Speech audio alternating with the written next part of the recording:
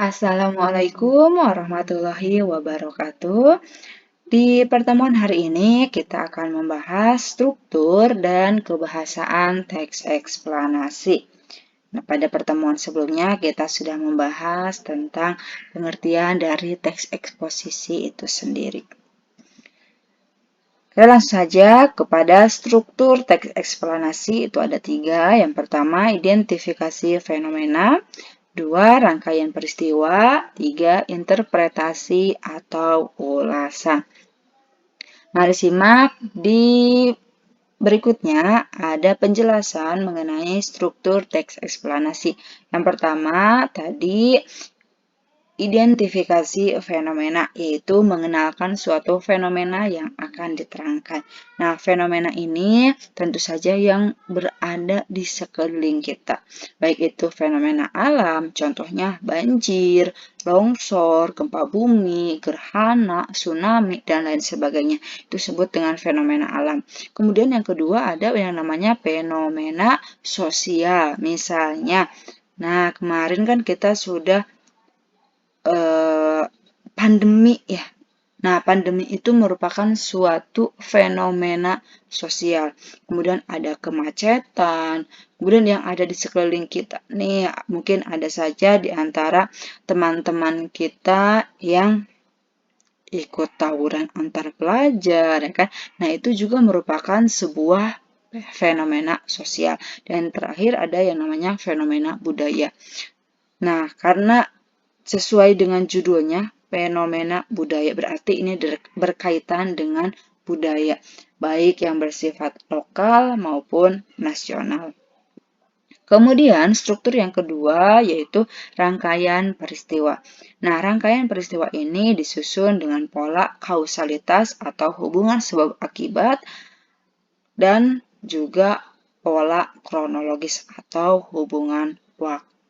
Jadi, dalam sebuah teks eksplanasi itu ada salah satu dari kedua pola ini, baik menggunakan pola kausalitas maupun menggunakan kronologis. Kemudian, struktur yang ketiga yaitu ulasan, yaitu berupa komentar atau penilaian tentang kejadian yang dipaparkan sebelumnya. Selanjutnya, berkaitan dengan kebahasaan teks eksplanasi. Kebahasaan teks eksplanasi itu yang pertama menggunakan konjungsi kausalitas. Itu contoh katanya bisa ditandai menggunakan kata kemudian, lalu setelah itu pada akhirnya. Kemudian yang kedua, menggunakan konjungsi kronologis. Konjungsi kronologis itu hubungan waktu, berkaitan dengan waktu. Contoh katanya itu kemudian, lalu, setelah itu, pada akhirnya. Yang ketiga, menggunakan kata benda fenomena. Nah, kata benda fenomena ini merujuk pada jenis fenomenanya. Contohnya misalnya banjir, kemudian gerhana, kemudian misalnya tawuran antar pelajar, kemudian tsunami, dan lain sebagainya. Kemudian yang terakhir ada menggunakan kata teknis atau peristilahan. Nah, kata teknis dan peristilahan ini tentu saja berkaitan dengan fenomena yang sedang dibahas pada teks eksplanasi. Nah, itu tentang struktur dan juga kaidah kebahasaan teks eksplanasi. Sekarang, kita simak bagaimana cara menganalisis struktur dan juga kebahasaan teks eksplanasi. Yang pertama, ini contoh struktur bagian identifikasi fenomena.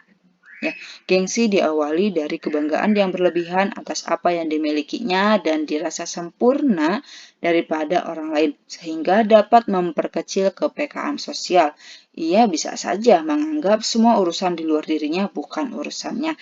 Nah, ini yang dinamakan dengan identifikasi fenomena. Dari sini saja sudah terlihat bahwa teks eksplanasi ini mengangkat sebuah fenomena sosial, yaitu apa? Tentang gengsi.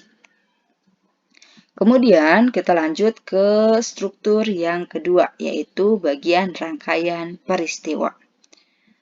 Kalian bisa baca. Nah, untuk rangkaian peristiwa ini tadi sudah kita jelaskan bahwa dalam rangkaian peristiwa bisa saja menggunakan pola kausalitas maupun pola kronologis. Nah, untuk teks eksplanasi yang disajikan ini menggunakan pola kausalitas atau pola sebab akibat. Dari mana terlihat? Nah, di kalimat pertama sudah terlihat gengsi disebabkan. Ya, itu penyebabnya. Kemudian akibatnya apa? Nah, akibatnya itu sehingga banyak di antara kita ingin menunjukkan. Nah, kata sehingga itu menunjukkan tentang akibat seperti itu. Oke, kemudian kita analisis bagian yang terakhir dari struktur teks eksplanasi, yaitu bagian ulasan. Gengsi akan terus ada selama seseorang tidak menyadarkan diri sendiri dengan observasi bahwa manusia itu sama. Nah, untuk bagian ulasan ini, seperti yang sudah dijelaskan pada sebelumnya, yaitu mengenai tentang penilaian dari fenomena yang dibahas sebelumnya. Seperti itu. Sampai di sini kalian sudah mendapat gambaran bagaimana cara menganalisis struktur bagian dari teks ulasan. Oke, kemudian kita lanjut ke contoh analisis kebahasaan dari teks eksplanasi. Yang pertama ada menggunakan konjungsi kausalitas. Tadi konjungsi kausalitas itu ditandai oleh kata karena, oleh sebab itu, oleh karena itu, sehingga. Nah, di dalam teks eksplanasi ini ada kalimat gengsi adalah kehormatan dan pengaruh yang diperoleh karena perbuatan besar. Nah, kata karena ini yang diberi garis bawah itu menunjukkan konjungsi kausalitas. Oke, kemudian kebahasaan yang kedua yaitu konjungsi kronologis atau hubungan waktu. Terdapat pada kalimat, pada akhirnya banyak di antara kita ingin menunjukkan kesuksesan dengan cara memperlihatkan banyaknya materi yang dimiliki. Nah, kata pada akhirnya yang diberi garis bawah itu menunjukkan konjungsi kronologis atau hubungan waktu. Oke, sekarang kita lanjut ke kebahasaan yang ketiga, yaitu kata benda fenomena. Nah, karena teks eksplanasi ini membahas tentang gengsi atau fenomena sosial, maka kata bendanya itu gengsi, kemudian ada budaya dan juga norma. Seperti itu. Ini diberi garis bawah supaya memudahkan kita dalam memahami kaidah kebahasaan dari teks eksplanasi. Kemudian, kebahasaan yang terakhir yaitu kata teknis. Nah, kata teknis atau peristilahan tentu berkaitan erat dengan fenomena yang sedang dibahas pada teks eksplanasi. Ini berkaitan dengan gengsi tadi, terdapat kata teknis, contohnya pamer. Hal tersebut mendorong seseorang untuk pamer atau saling pamer. Kenapa kata pamer ini dikatakan sebagai kata teknis? Karena itu istilah yang sering digunakan dalam fenomena sosial seperti itu. Sampai di sini kalian sudah memahami mengenai struktur dan kebahasaan teks eksplanasi, juga cara menganalisis struktur dan kebahasaannya.